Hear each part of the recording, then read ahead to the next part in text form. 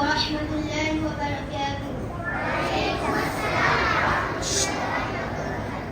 نحمده ونصلي على رسوله الكريم. أعوذ بالله من الشيطان الرجيم. بسم الله الرحمن الرحيم. لقد كان لكم في رسول الله أسوة حسنة. صدق الله العظيم والحمد لله رب العالمين. حمد و ثنا کے بعد قرآن پاک کی جس آیت کریمہ کا شرف حاصل کیا ہے اس کے متعلق کچھ عرض کرنے سے پہلے بارگاہ رسالت میں درود پاک کا ہدیہ نچھاور کرے اور پڑھے الصلاۃ والسلام علیک یا رسول اللہ. الصلاۃ والسلام علیک یا حبیب اللہ. الصلاۃ والسلام علیک یا حبیب اللہ. الصلاۃ والسلام علیک یا نبی اللہ. الصلاۃ والسلام علیک یا حبیب اللہ صلی اللہ تعالی علیہ وسلم. پیارے دوستو، دنیا میں بہت سے مذاہب پائے جاتے ہیں. ہر مذہب کا زندگی گزارنے کے لیے اپنا ایک طریقہ ہے.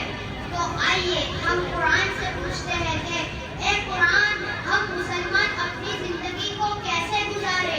تو قرآن اس طور پر ہماری رہنمائی فرماتے ہوئے نظر آتا ہے. لقد كان لكم في رسول الله أسوة حسنة. بے شک تمہارے لیے رسول اللہ صلی اللہ علیہ وسلم کی پیروی بہتر ہے. معلوم ہوا ہمارے لیے مصطفیٰ جان رحمت صلی اللہ علیہ وسلم آئیڈیل ہے. جس طریقے سے انہوں نے اپنی زندگی کو گزارا، ہمیں بھی ان طریقوں کو اپنانا ہوگا جس طریقوں کو ہم سنت رسول کہتے ہیں. یعنی مسلمانوں کو چاہیے کہ ان کا کھانا پینا، سونا جاگنا، اٹھنا بیٹھنا، چلنا پھرنا، تجارت اور اپنی زندگی کے تمام معاملات سنت رسول کے مطابق ہو، کیونکہ رسول پاک کی سنت کامیابی اور ہدایت کا راستہ ہے. اس کے رسول اور اللہ کی رضا پانے کا ذریعہ ہے. آپ صلی اللہ علیہ وسلم کی سنتیں جہاں ثواب حاصل کرنے کا ذریعہ ہے، وہیں اس میں ایسی حکمتیں چھپی ہوئی ہے کہ سنت رسول اپنانے والا بہت ساری بیماریوں سے بچا رہتا ہے. اور یہ ایک مسلمان ہی نہیں بلکہ آج کی میڈیکل سائنس بھی اس بات کو مانتی ہے کہ مسلمانوں کے نبی کی اداؤں میں حکمتوں کے راز چھپے ہوئے ہیں. باقاعدہ میڈیکل سائنس نے حضور صلی اللہ علیہ وسلم کی ایک اداؤں پر ریسرچ کر کے ان کو بیماری سے نجات اور شفایابی کا ذریعہ ثابت کیا ہے. آپ دیکھیں، رسول اللہ صلی اللہ علیہ وسلم نے ارشاد فرمایا، قیامت کے دن میں اپنی امت کو پہچان لوں گا کہ وہ روشن ہوں گے، ان کے آثار حضور چمکتے ہوں گے. میری نشانی کسی اور کے لیے نہ ہوگی تو میں انہیں پہچان لوں گا. یہ تو وضو کرنے کی باطنی برکت ہے جو ہمیں بطور ثواب ملتی ہے. اب ذرا سائنس کی طرف رخ کیا جائے کہ انسانوں کو وضو کرنے سے کیا فائدہ ملتا ہے.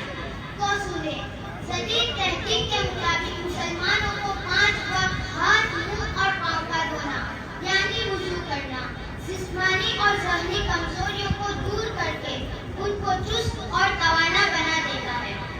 خون پر اچھا اثر ہوتا ہے اور سکون ملتا ہے. اسی طرح مسواک کرنا بھی رسول پاک کی سنت ہے.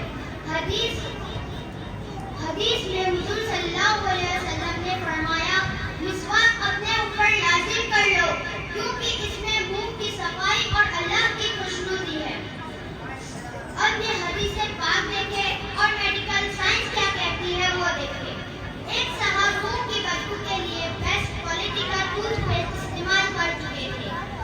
جب انہوں نے مشورہ کیا تو پیلو کا مسواک استعمال کرنے کا مشورہ دیا گیا اور ساتھ ہی یہ احتیاط بھی بتائی گئی کہ روزانہ مسواک کے ریشے نئے ہوں، یعنی روزانہ مسواک کے ریشے کاٹتے رہے اور نئے ریشے استعمال کرتے رہے. تھوڑے ٹائم کے بعد وہ آدمی ٹھیک ہو گیا اور اس کے منہ کی بدبو ختم ہو گئی. حضرت علی فرماتے ہیں، مسواک قوت حافظہ کو بڑھاتی ہے، بلغم کو دور کرتی ہے جس سے ہمارا دماغ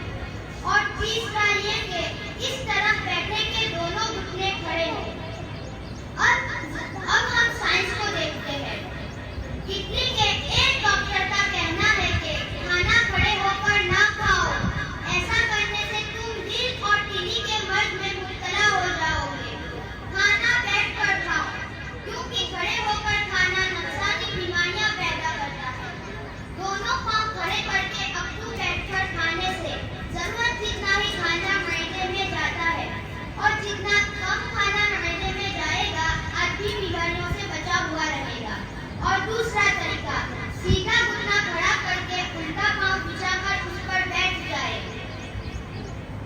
इस तरह खाने से भी और इस तरह बैठने से भी आदमी बीमारियों से बचा हुआ रहेगा।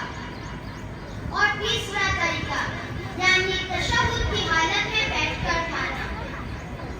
इस हालत में बैठकर खाना ज्यादा खाया जाएगा। और ये आखिरी तरीका ज्यादा मेहनत के काम करने वालों, ज्यादा पैदल चलने वालों या फिर वर्जिश करने वालों के लिए बहुत फायदेमंद है। इन तमाम तरीकों के मुताबिक खाना खाइए, इंशाअल्लाह बीमारियों से महफूज रहोगे। तो मेरे प्यारे दोस्तों, ये कुछ रिसर्च थी जिनको मैंने आपकी खिदमत में पेश किया, जिनको सुनने के बाद अगर किसी के दिल में ख्याल आया